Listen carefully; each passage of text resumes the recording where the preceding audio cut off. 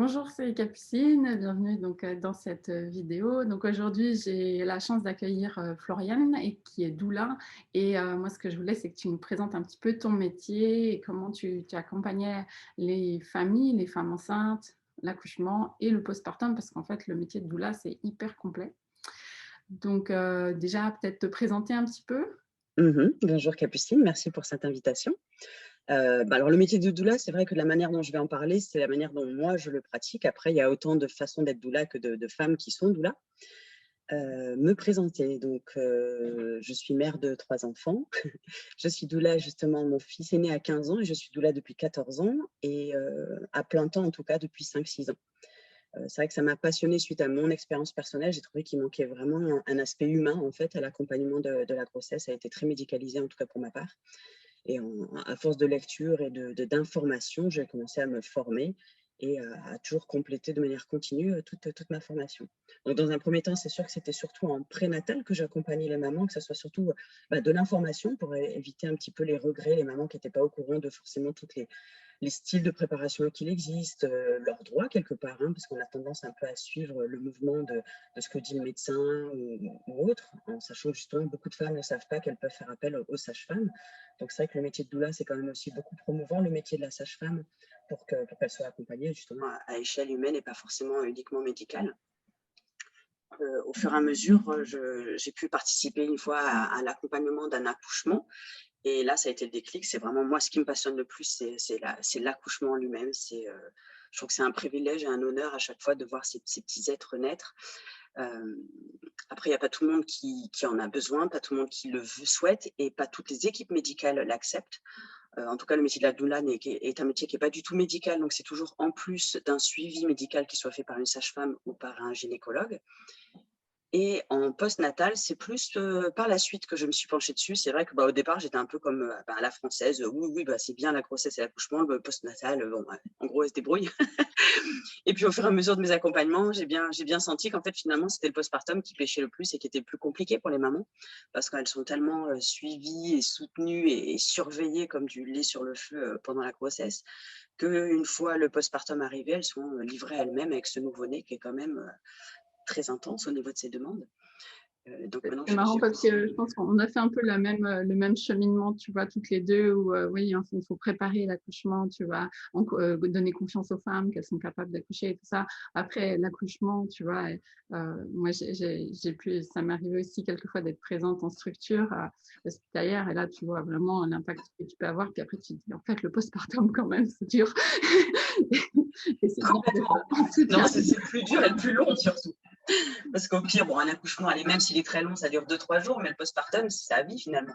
Donc c'est vraiment là qu'il y a un gros travail à faire. Et au fur et à mesure de mon expérience, alors évidemment impliquer les papas, mais pas que. On a tendance aussi à croire que la famille, c'est papa, maman, bébé. Et en revanche, on a un peu perdu toute cette culture de la mère, de la grand-mère, de la cousine, de la voisine. Hein. J'ai même des fois mis en place, pour une maman solo en particulier, j'avais mis en place des petits mots dans les boîtes aux lettres en expliquant est-ce que quelqu'un a envie d'aider cette maman. Du coup, un sortait le chien, l'autre lui ramenait des courses. Enfin, essayer vraiment de créer ce village autour de chaque femme. Parce que c'est très intense, un bébé. On croit que c'est parce que ça fait 3-4 kilos que c'est facile, mais finalement, c'est pas proportionnel au poids. Donc, Il y a un bruit de fond. Est-ce que c'est ton micro ou est-ce que… il Non, y a une nouvelle source de son ok, de mon ça côté. marche. Bon, ça doit être juste ton micro qui… Oui. Du coup, on peut peut-être découper un petit peu les différents moments. Qu'est-ce qui, pour toi, est important, tu vois, dans la préparation à l'accouchement? Imagine, tu as une femme qui est enceinte qui regarde la vidéo. C'est quoi les trucs pour toi qui sont le plus importants pour se préparer? Alors déjà, la préparation, c'est vraiment important aussi de bien le notifier. La préparation à l'accouchement, elle est vraiment réservée à la sage-femme. Donc, Ah, nous, les doulas, on vient vraiment en complément de cette préparation, que ça soit dans la logistique au point de vue quoi avoir, quoi faire, à quoi penser, tous les petits trucs et astuces qui vont faire que ça va mieux se passer parce qu'elle le sait, tout simplement. Après la préparation, c'est vrai que si elle Alors, il y a des femmes, par exemple, qui vont voir qu'un gynécologue, et souvent les gynécologues ont tendance à inviter les femmes à aller voir une sage-femme que vers le 7 ou 8e mois, alors qu'avec une sage-femme, du moment où la future maman elle est prête, dès le 4e mois, elle peut commencer à faire quelque chose, que ce soit juste par l'information, par les échanges, ça peut être de la sophrologie, du yoga, du pilates, enfin après, il y a plein de méthodes diverses et variées. Il y a que le physiologique, en fait, comprendre comment ça fonctionne, mais ça peut être tout l'émotionnel. Il y a des femmes qui ont besoin de travailler sur leurs blessures personnelles, hein, qu'elles soient physiques ou mentales. C'est vraiment un tout. Je pense qu'aussi de se projeter d'être mère, ça ne s'arrête pas qu'à l'accouchement, c'est bien ça la chose. L'allaitement aussi, même si beaucoup de gens disent oui, c'est naturel au point de vue une fois de plus physiologique, mais comme dans notre société, on ne voit pas des femmes qui allaitent à tous les coins de rue, pour certaines femmes, de se projeter dans l'allaitement, ça peut être très compliqué.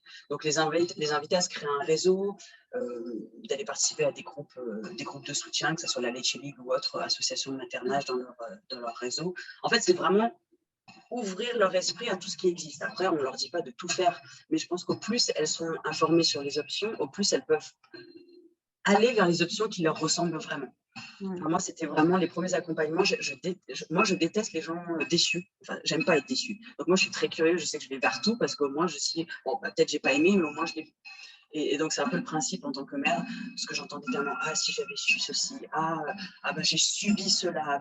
En fait, voilà, c'est pour éviter que les femmes subissent et soient passives. Tout le principe, en tout cas, de ma manière de travailler, c'est vraiment d'inciter les femmes à être actives dans leur grossesse, dans leur accouchement, dans leur parentalité, finalement. Alors, je parle beaucoup des femmes, évidemment, il y a des hommes qui sont très investis, il y a des hommes qui le découvrent qu'une fois que le bébé est né. La doula peut servir aussi un petit peu de médiateur entre cet homme et cette femme qui vont devenir parents.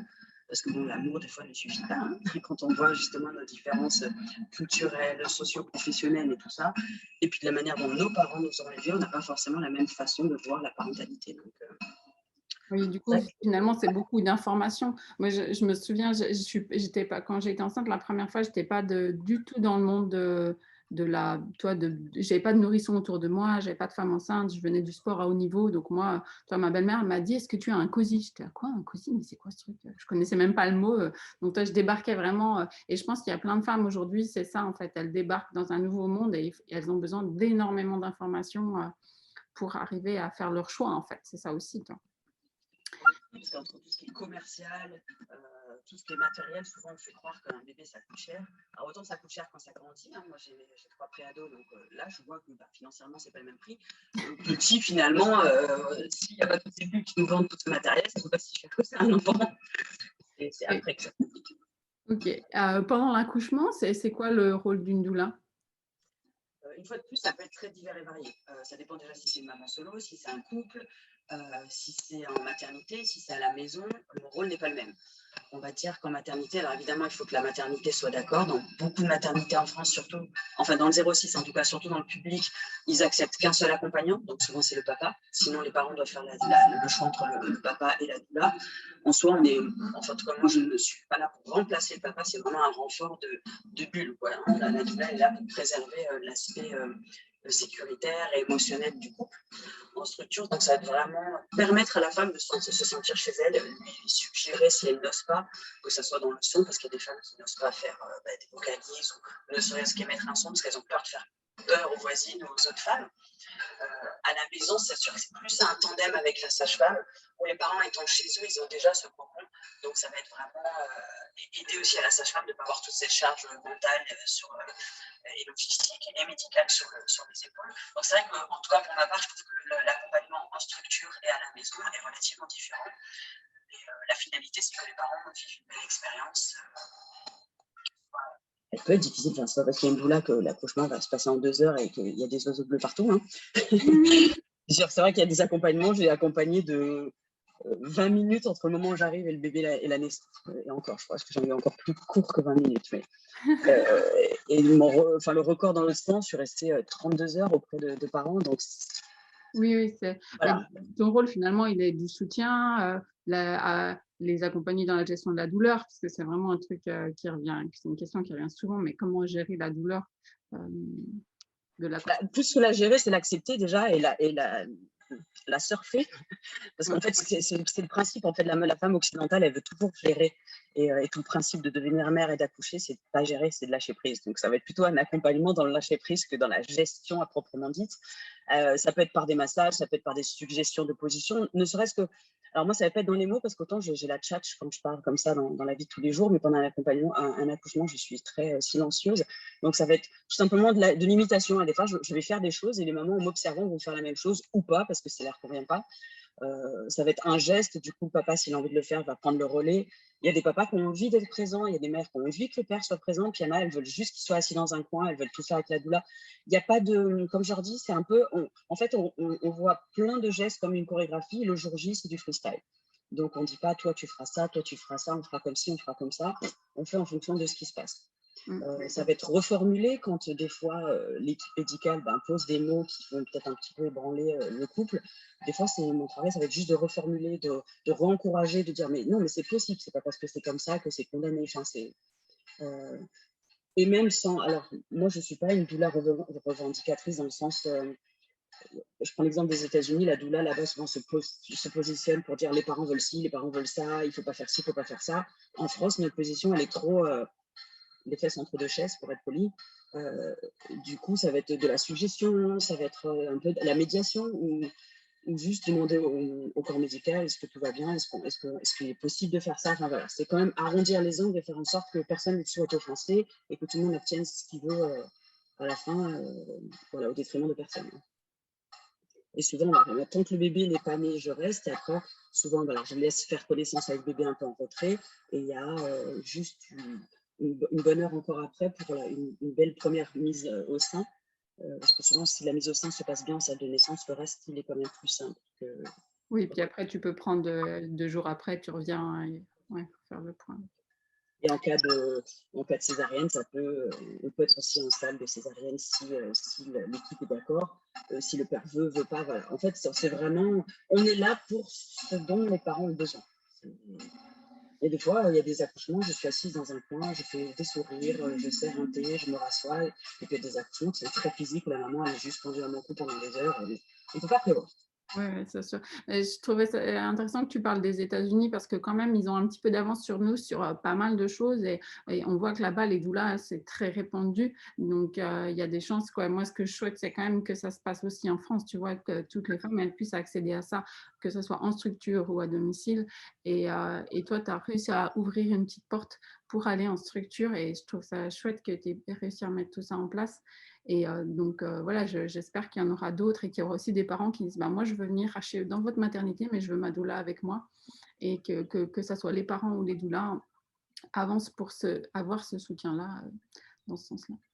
Tu peux nous parler un petit peu du postpartum? Qu'est-ce que tu proposes?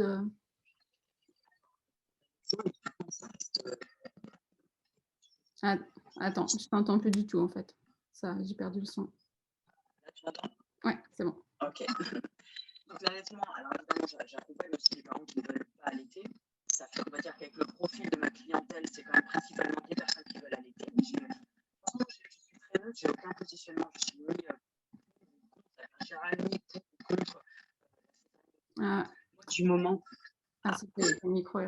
Ton micro, il oscille un peu, je pense. C'est bizarre. De toute façon, il est intégré à l'ordinateur, donc en tout cas, je ne peux rien faire de plus. Ouais, ok. Oui, je disais que je n'étais pas du tout positionnée, je suis ni pro ni contre. Alors, c'est évidemment que je soutiens l'accouchement naturel et l'allaitement, mais si les parents veulent une césarienne de convenance ou donner le biberon, moi, du moment où l'information, on va dire la vraie information au niveau physiologique est donnée, ça fait partie de l'histoire personnelle des parents et ce n'est pas à moi d'aller juger ou leur dire quoi faire. Donc, accompagner dans le rythme physiologique de l'enfant, que ce soit au sein ou au biberon, parler du sommeil, se sentir à l'aise de comment manipuler un enfant, suggérer d'aller voir un professionnel, justement comme moi je peux observer des tensions, travailler en en réseau, que ce soit avec des ostéos, des chiros, des kinés, tout ça, renvoyer vers les sages-femmes. Après, il y a tout ce qui est sur la mère, que ce soit des douleurs, des inconforts, ou sur le bébé, si il y a des crevasses qui continuent, enfin, si il y a des crevasses pour l'allaitement, des douleurs, enfin l'allaitement n'a pas à être douloureux. Le début peut être un petit peu chaotique, mais ce n'est pas normal que d'avoir mal. D'être irrité, c'est une chose, d'être en sang et pleurer à chaque fois qu'on a le bébé au sein, c'est pas normal. Donc, on est d'accord. Après, il ne faut pas se leurrer, c'est que souvent les parents n'ont affaire qu'au pédiatre comme première personne intervenante. Une fois de plus, ce pédiatre est là quand même pour les maladies et pour tout ce qui est médical. La base de la formation d'un pédiatre, ils n'ont quasi pas d'heures de formation sur l'allaitement. Donc c'est sûr que, alors moi j'arrive un peu souvent à la fin, je suis à la dernière roue du carrosse, c'est-à-dire que la sage-femme a dit quelque chose, le pédiatre a dit quelque chose, l'allaitement se passe mal, elles en sont à 3 semaines, et puis moi j'arrive, on me dit, on m'a dit de vous contacter, et il faut arriver à récupérer 3 semaines de douleur, donc on n'arrive pas toujours à retomber sur nos pieds avec l'allaitement, mais bon voilà. Le message que je veux faire passer, c'est que l'allaitement, c'est dès le début, si ça ne va pas, c'est dès le début qu'il faut de l'aide. C'est pas se dire, ah ben je vais un petit peu attendre, plus on attend, plus c'est difficile. Donc ça, c'est vraiment important. Je suis d'accord avec toi. Moi, j'ai 2 cas. J'ai les mamans qui m'amènent les bébés tout de suite. Tu vois, des fois, j'ai des bébés, ils ont 3 jours, 1 semaine. Donc là, c'est chouette. Tu les as tout de suite. Tu expliques les positions d'allaitement et tout ça. Et puis, il y a celles qui ont fait tout le chemin que tu as dit là. Et puis, qui finalement, on a dit, ah tiens, c'est peut-être des tensions. Donc, qui viennent chez moi, tu vois, mais ils ont déjà 3 semaines, 1 mois. Et voilà, c'est un peu plus chaotique, mais je trouve que ça marche bien quand même. Tu vois, j'ai des bons retours sur l'allaitement. C'est jamais trop tard, mais c'est sûr qu'il faut que le projet d'allaitement soit bien accroché et qu'elle soit soutenue. Si elle a un compagnon qui lui dit à chaque fois, bah, il faut être soutenu. Après, il fait ce qu'il peut. C'est aussi donner l'information de comment elle peut être aidée. Culturellement, quand on a de la visite, souvent les gens veulent tenir le bébé et puis la mère, c'est elle qui amène les petits gâteaux et qui sert le thé pour les visiteurs. Ça devrait être le sens contraire. Si on va visiter une jeune maman, on lui amène un plat, on lui fait tourner sa lessive, on va promener son chien et puis on lui dit qu'elle est belle et qu'elle s'en sort bien. Mais en soi, on n'est pas là pour juste tenir le bébé, ça ne sert à rien, à part faire que le bébé dort sur le moment et puis une fois que tout le monde est parti, la maman elle galère avec un bébé qui est tout agité, quoi. Donc ça aussi, ça fait partie de... des fois, je rencontre aussi, il y a des grands-parents qui viennent un peu avant. Je sais que s'il y a des grands-parents à côté, je les invite à être là à une des visites que je peux faire pour sensibiliser. Parce qu'il y en a que ça les fait rire, mais en fait, il y a quand même des choses qui sont entendues. On peut faire des repas et des congelés. Vraiment, il y a des belles choses à faire. On sous-estime aussi beaucoup l'alimentation des jeunes mamans. Surtout les femmes qui accouchent en été dans le sud, là il fait chaud, elles mangent du melon et de la pastèque et puis elles disent qu'elles sont collées. Sauf que oui, il fait chaud et oui, on a l'impression que manger comme ça c'est bien, mais quand on est une jeune maman allaitante, il faut savoir que nos besoins nutritifs sont plus importants que pendant la grossesse et qu'on a besoin de bien manger, pas juste une biscotte devant le frigo avec un bébé au sein ou sur les toilettes parce qu'on n'a pas le temps de manger, quoi. Oui, je suis d'accord. J'avais vu, c'était 500 calories par jour l'allaitement. Ça te consomme pour toi. On est incapable de donner les chiffres. C'est énorme parce que tu vois, une femme, elle est à 2000-2500 calories par jour, si elle n'est pas active. Et donc, l'allaitement, c'est presque un quart de ses apports journaliers. Quoi. Donc, c'est énorme. Oui, c'est énorme. Et je me souviens, moi, quand j'avais repris le sport, j'avais fait un calcul, voir à peu près ma consommation, mais j'étais à 3500 calories par jour. Je mangeais tout le temps. Quoi. Je faisais un 10 heures, un 4 heures, je mangeais la nuit.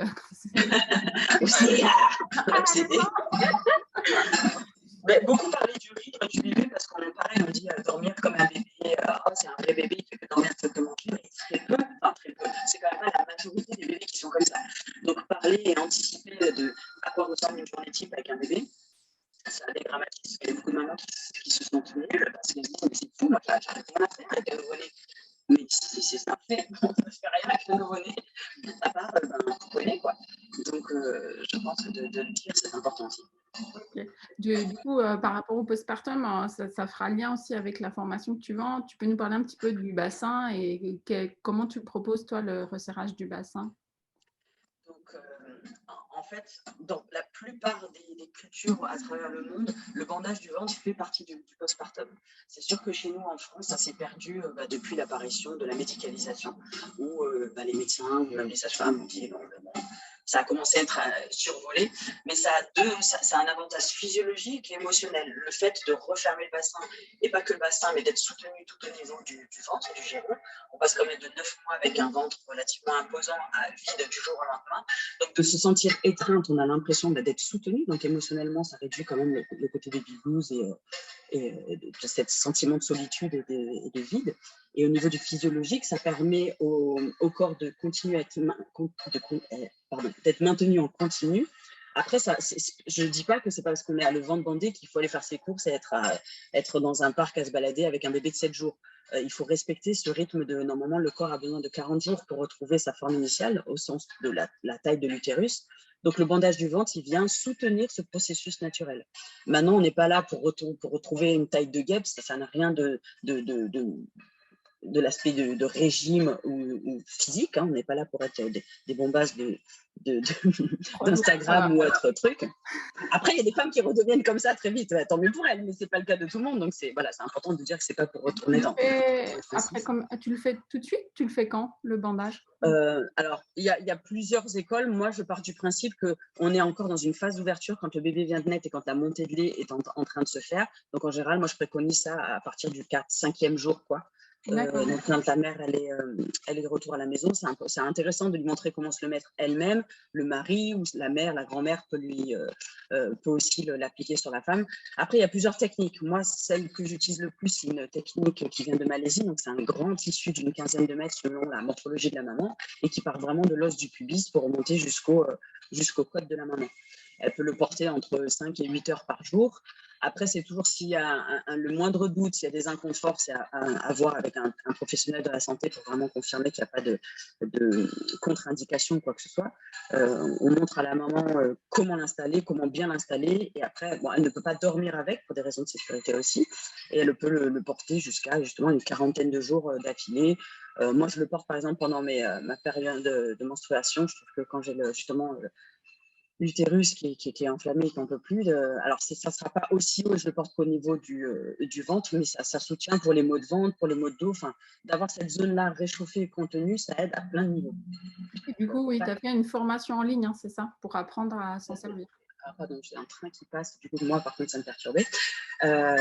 Oui, du coup, en fait, suite à la période du Covid, avec le confinement, j'ai créé des formations en ligne. Donc, il y a celle sur la technique du bandage. Donc, c'est une transmission. Moi, c'est pas le mot formation parce que je ne suis pas formatrice et je ne détiens aucun savoir au sens propre qui m'appartient. Mais c'est vraiment la transmission d'informations et de montrer un peu ce qui existe dans le monde entier. C'est pas non plus dans l'esprit de s'approprier, mais c'est vraiment de découvrir et finalement de redécouvrir ce qu'on faisait dans les anciens temps. Et que si ça peut aider même ne serait-ce qu'une femme ou soi-même, c'est déjà énorme.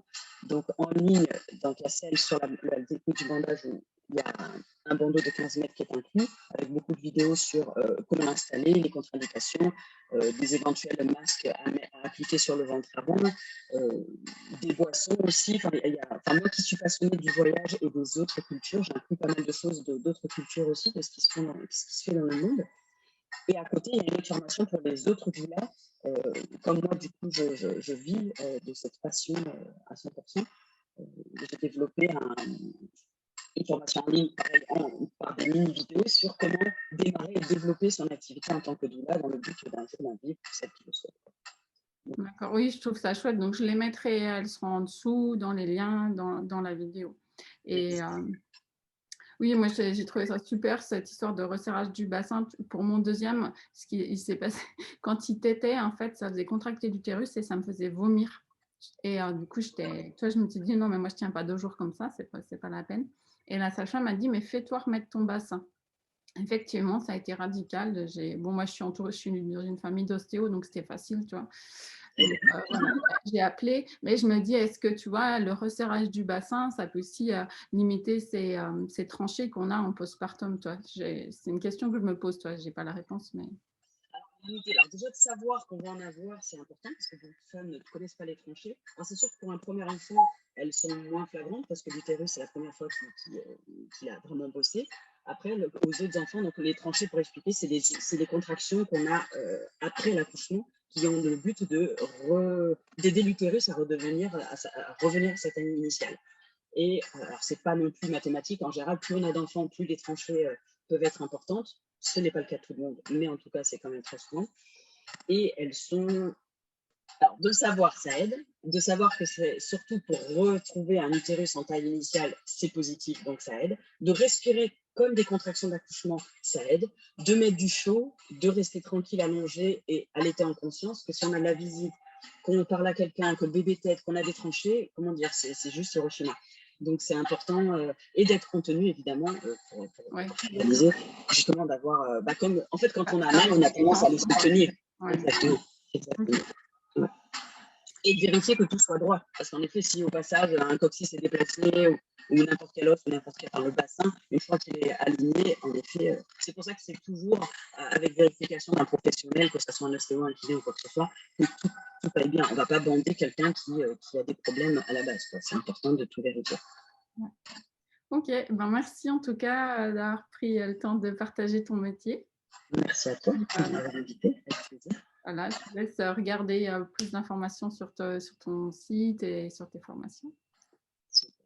Merci à toi, Capucine.